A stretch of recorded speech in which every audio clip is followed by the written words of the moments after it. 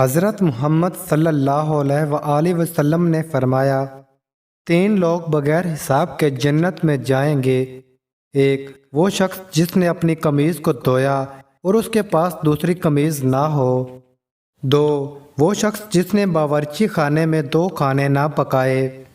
3 جس کے پاس آج کی روزی ہے اور وہ کل کی پرواہ نہ کرے۔ حضرت محمد صلی اللہ علیہ وآلہ وسلم نے فرمایا، 3 لوگ بغیر حساب کے دوزخ میں جائیں گے۔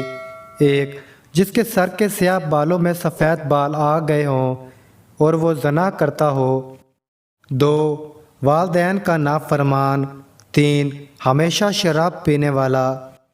حضرت محمد صلی اللہ علیہ وآلہ وسلم نے فرمایا، اللہ کو جس بندے کی بھلائی مطلوب ہوتی ہے اسے دنیا سے بے رغبتی دلاتا ہے اور دین کی سمجھ عطا کرتا ہے اور اس کے عیوب سے اس کو واقف کرا دیتا ہے۔